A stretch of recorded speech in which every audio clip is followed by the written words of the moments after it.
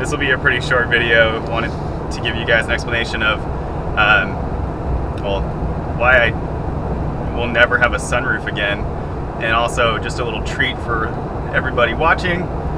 Nice combination of iced white chocolate mocha and flannel. Try not to be too intimidated. Hopefully you too can someday achieve this level of testosterone.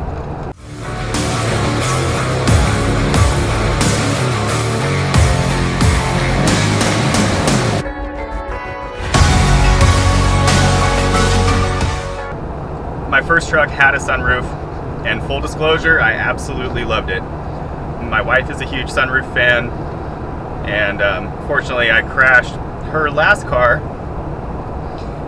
that did have a sunroof on a not very opportune time in our lives. It was actually a day, no, I'll save that for another time.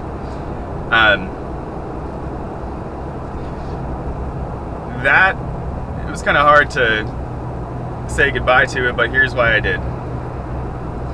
Number one, sunroofs are a giant hole in your roof that someday will leak. The only warranty item I had, or recall I had on my last truck, my 2016 Ram, very much like this, was a defective sunroof seal that ended up, like, mine wasn't defective, or I hadn't experienced issues with it yet, but I took it in for an oil change, and they noted that I needed to have that part replaced. The problem was that the seal is built into the glass piece, so that meant the replacement of most of the assembly of the sunroof. So that's sort of the least significant of why, but it's something to consider. The other reason, or really the primary reason, is on my birthday last December, I went up shooting with my buddy, and it wasn't snowing when we got up into the hills. It's a logging road outside of town, outside of where I live, about 30 miles from civilization. And we went up there, did some shooting. It started snowing really, really hard. Like, as hard as I've ever seen it snow in Oregon, at least. And I've lived here since I was 4. And we decided, hey, we probably should get out of here. So started our drive down the road. A couple miles away from the shooting spot, we crested the top of like a rise in the road that kind of came down and bared to the right. So like hillside on the right, riverside on the left. The backside of that hill was just a solid patch of ice. And when we hit it, I was in 4-wheel drive. That made absolutely no difference. And it was just a long, slow slide into the trees on the riverside of the road. We were really fortunate to hit the trees that we did, because if we hadn't, we would have hit this sort of naturally occurring ramp on the left side of the crash, like just a few feet sooner, and it would have been sort of this ramp 75 feet down into the river. And, I don't want to say like what if, but it looks like it would have been a very different story, and this channel never would have happened. When we hit those trees, it was right as the truck went over, like into sort of the, like off the side of the road into kind of the ditch area, or it wasn't really a ditch, just the hillside. And a tree hit part of my hood, smashed my A pillar, ripped the sunroof completely off, smashed my B pillar, smashed the C pillar, and then ripped the back window out completely. But left the passenger side windows completely intact. Safety glass is an interesting name. It does not mean it's safe. Like, it marbles, and that's great, but the whole purpose of that is so it doesn't break into shards that'll like cut your head off.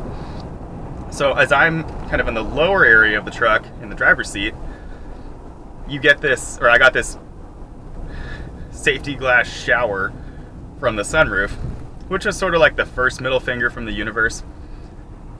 And whatever, I can get over that. It really wasn't that bad, and I didn't get cut too bad. The second and biggest middle finger from the universe was when we hit the trees and it ripped the sunroof off. All of the snow from the trees fell down into the truck, and a really hard time getting out in the first place. But also it meant that I couldn't shelter in the truck.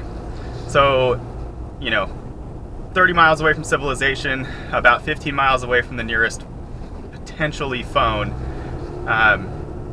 I found myself in this position of not being able to shelter in the truck and I had to walk out. And I walked out 8.5 miles in the snow before my wife's cousin found me, and I'm really happy he did, because I still have all my toes, and that might not be the case had he not. There's more to that story, and if you guys want to hear it, I'd be happy to tell it. I think it's kind of an interesting story. But that's why I don't ever want a sunroof again. You know, like I know not everybody takes their truck off road, and not everybody is looking to take their, you know, brand new-ish 13-month-old rig like up in the snow, and I hadn't really intended on doing that either.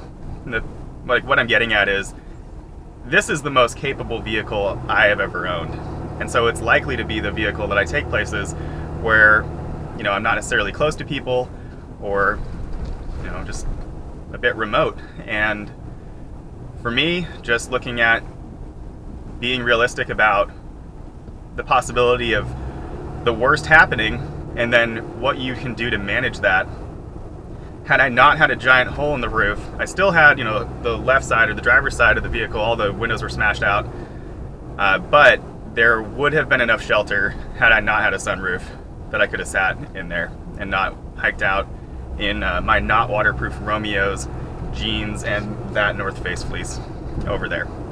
Something to consider, and again, if you have other questions about it, or if you want the longer version, I can do that.